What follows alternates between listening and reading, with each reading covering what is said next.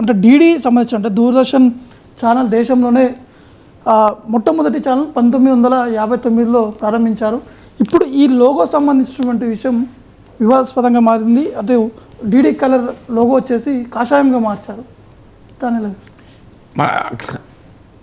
నాకు ఇప్పటికి గుర్తు, కాంగ్రెస్ పార్టీ అధికారంలో ఉన్న సమయంలో ఎమర్జెన్సీ జనతా పార్టీ ఆకాశవాణి దూరదర్శన్లకు స్వయం ప్రతిపత్తి కావాలని పెద్ద పోరాటం నడిపారు జనతా పార్టీ. ఆ పోరాటంలో ప్రస్తుత బీజేపీ నాయకులు, ఆనాటి జనసంఘ నాయకులు, జనతా పార్టీ నాయకులైనటువంటి ఎల్కే అద్వానీ అగ్రగణ్యులు.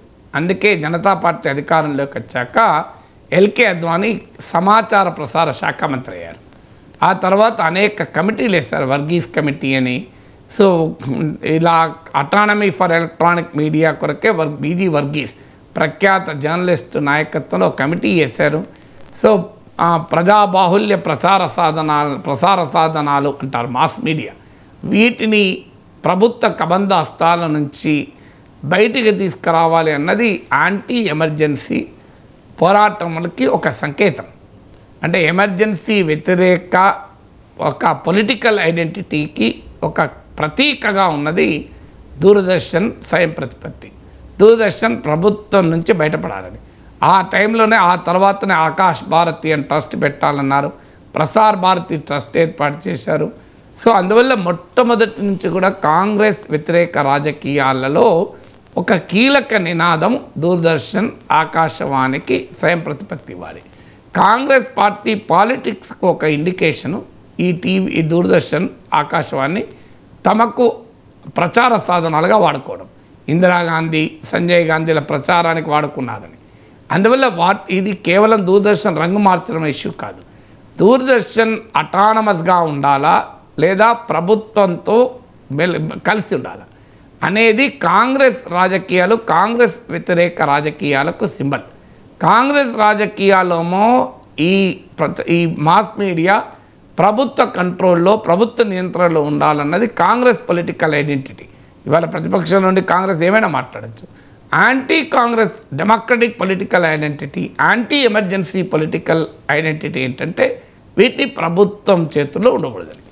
ఇవాళ అధికార పార్టీ కలర్లోకి దూరదర్శన్ మార్చడం అంటే భారతీయ జనతా పార్టీ మోడీ నాయకత్వంలో కాంగ్రెస్ పొలిటికల్ కల్చర్ను, కాంగ్రెస్ పొలిటికల్ ఐడెంటిటీని ఇవాళ అమలు చేయడం. సో గవర్నర్ల విషయంలో మనం అదే చూసాం. కాంగ్రెస్ పార్టీ పొలిటికల్ కల్చర్ గవర్నర్లను మిస్యూజ్ చేసుకోవడం. మనకు ఎన్టీ రామారావును రామ్లాల్ తొలగించిన ఉదాహరణ మనకు తెలుసు. గవర్నర్ల విషయంలో కాంగ్రెస్ పార్టీ ఏ పని చేసిందో సరిగ్గా బీజేపీ అదే పని చేసింది. సో ఇప్పుడు ఇంకో ఎగ్జాంపుల్, ఇలాంటి అనేక ఎగ్జాంపుల్స్ మనకు పెరుగుతున్నాయి. So BJP party with a difference అని అధికారంలోకి వచ్చి తన బేసిక్ పొలిటికల్ ఐడెంటిటీ అయిన డెమోక్రటిక్ ఐడెంటిటీని కోల్పోతున్న ఒక పరిస్థితి. అందువల్ల this is nothing but BJP is also like Congress. ఇది బీజేపీకే నష్టం. ఎందుకు నష్టం అంటే బీజేపీ ఓటర్లలో అందరూ హిందుత్వ ఓటర్లు కాదు.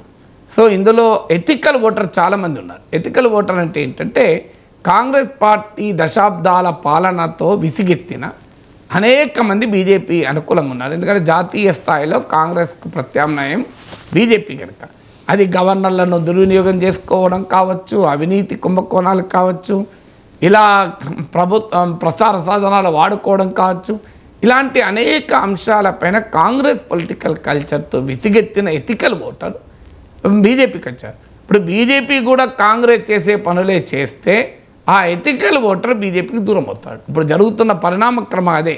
బీజేపీకి ఆ ఎథికల్ ఓటర్ ఎందుకు దూరం అవుతున్నాడు? ఒక ఆశతో ప్రజలు ఓటేశారు బీజేపీకి. కానీ కేంద్ర సంస్థల దుర్వినియోగం ఇవన్నీ కూడా కాంగ్రెస్ హయాంలో జరిగిందే కదా. బీజేపీ ఆ రోజు ఆరోపించింది కదా, కాంగ్రెస్ బ్యూరో ఆఫ్ ఇన్వెస్టిగేషన్ అని సిబిఐని విమర్శించింది.